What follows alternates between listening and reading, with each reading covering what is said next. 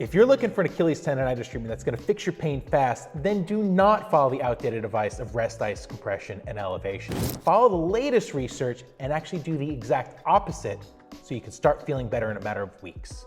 In this video, you're going to learn the latest protocol that's been proven to get the fastest results, the tiny difference that actually makes a big difference if you've got your injury in the middle of the tendon versus where it attaches to the heel bone, and 3 science-backed supplements that have been proven to help speed up the healing process. Now, if all this seems like a lot to remember, don't worry, I went ahead and put together a free guide for you, and I'll show you how to download it at the end of this video. Simply put, tendonitis occurs when you put a lot more stress through the tendon than it has the strength to withstand. And this can happen several different ways, right? Maybe you took a break from playing soccer for a few months and then came back and decided to just go after it as hard as you left off, but the tendon got weaker during that period of time. Or perhaps you added a whole bunch of intensity or volume to either your training or how much you're playing your sport. And then of course you could have just added something completely new. Like, let's just say you're used to running on the ground at a steady state, and all of a sudden one day you got a bright idea that hill sprints would be good, and hill sprints are good. But if your tendon's not used to going, 1, at a deeper stretch, and 2, putting a lot more force to it because now you're sprinting instead of just running at a regular pace, that can be a problem. That's why our main objective here is going to be to get that tendon super strong. Before we jump into the program, I just want to point out one key difference on where your injury might be. So if you feel pain down where the tendon attaches to the heel bone, that's insertional tendinopathy. Whereas if it's right up here in the middle, that's going to be mid portion. And the key difference is if your pain is down here, you're not going to go into a very deep of a stretch. Whereas mid portion, right in the middle of the tendon, you want to go for a huge stretch. The reason being is when the tendon is injured down low, when you go into too much of dorsiflexion, so putting a big stretch, it actually presses the tendon up against the bone more. Now that's already where the tendon is starting to degrade and kind of breaking down a bit. So smashing it up against the bone in certain research shows that it can actually make it a longer process for it to heal. So in practical terms, here's what we're going to do with those two differences. If your injury is down at the heel, insertional, then you really want to limit how high your toes go, right? So you don't want to go into deep dorsiflexion. I personally recommend you could start off with just a 5-pound plate. So it's very little lift, but go ahead and take the heel up. So you're still getting enough to stress the tendon, but not a lot of dorsiflexion. And as that gets better and stronger, you can then swap it out for a 10-pounder. So it's a little bit higher. And then eventually a 25. And then eventually, as your tendon heals, you can go to a slant board, which is where everybody with mid portion is going to start. All right. So let's just go from here. Now let's talk about the warm up. So the first thing I want you to do, whatever height you're working off of, is take your foot and externally rotate it a little bit. So toes go to the outside. Great. Now your warm up set is body weight only.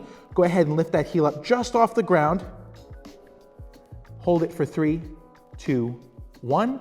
Let it come down, rest for 3, 2, 1, and then repeat. Your warm-up set is going to be 5 reps at that cadence. Then your working sets, you've got 5 sets of 5 reps. You're going to load it up as heavy as you can. Now here's the caveat. It's going to hurt, right? You're probably thinking already, that's going to hurt. And it should, but you want to have a 5, maybe like a 4 or a 5 out of a pain scale of 10. So it shouldn't be blinding pain, but it should be enough pain that it's stimulating the healing process in the back of your Achilles. So once you've picked that weight, it should be a weight that you could do for about 6 to 8 reps, but we're only going to do 5. And you could be holding a dumbbell, you could be using a leg press, it could be a safety bar across your shoulders inside of the squat rack, or you could use a Smith machine. And the other thing that I should say, I'm using a slant board, but if you don't have a slant board, go ahead and use a step if that's all you got. But I really like the slant board because 1, you don't have the edge of the step cutting into the bottom of your foot, and you don't have to worry about kind of sliding off the edge at all. So you get a much deeper stretch with the slant board. So once you've found your weight, you're gonna go ahead and however you're gonna load it, and it's the same exact thing. You're gonna come up for 3 seconds, 3, 2, 1, and then rest, 3, 2, 1.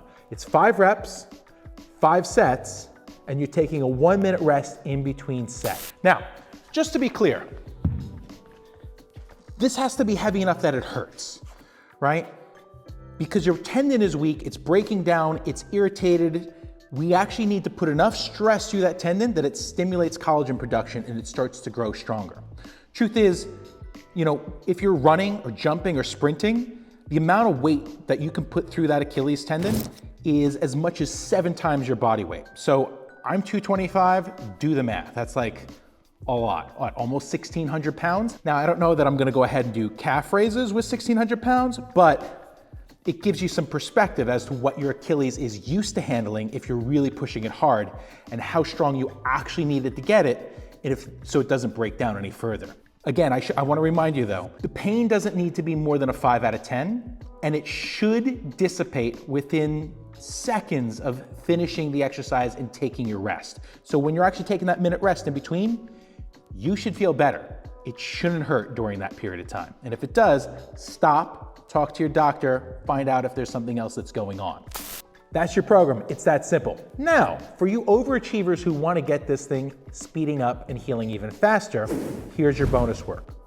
Your bonus work is going to comprise of the old school Alfredson protocol, which they've shown it works, it's just not as well as loading it heavy this way. So we're going to do it on your light off days. So ideally, you're going to do the heavy program every other day, so about 3 to 4 times a week.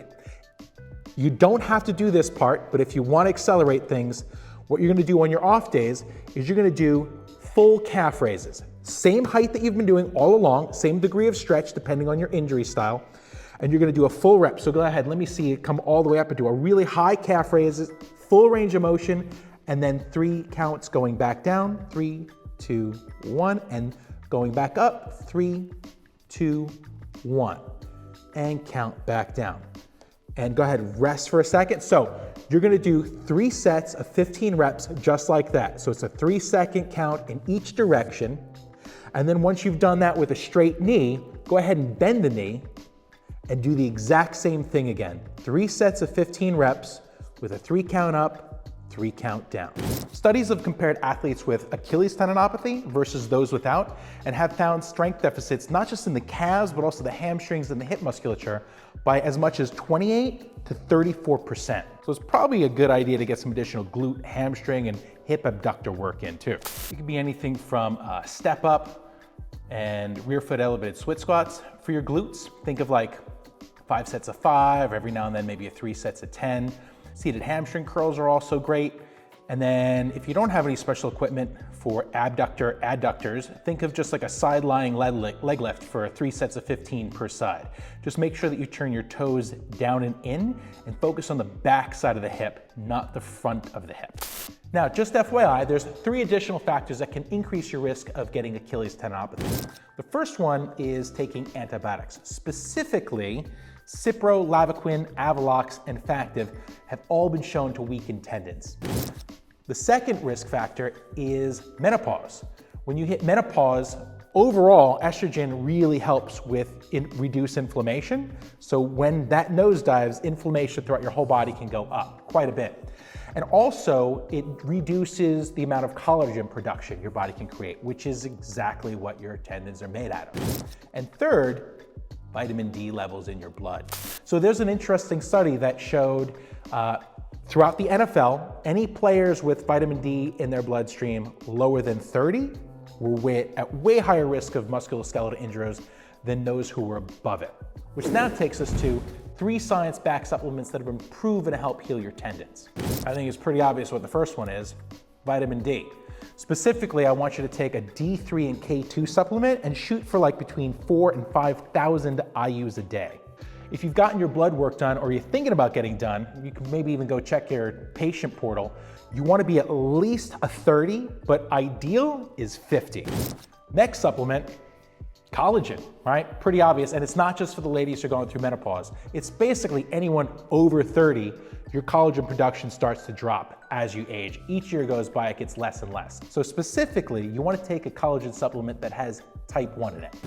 And the third supplement that I recommend is 2 to 4 grams of vitamin C a day, depending on how well your stomach handles it. Vitamin C has been shown to aid in collagen synthesis helping accelerate the healing process and also reducing inflammation. And if this seems like a lot to remember, don't worry, I put it all into a free guide that you can get just by clicking the link down in the description box, putting your name and email in, and voila, you'll get it sent over to you. And if there's anything that you've got running through your mind that I didn't cover and you want to ask me a question, just drop it down below in the comments. Then do not follow the outdated advice of rest ice compression and elevation. Words, rest ice compression and elevation. Instead, follow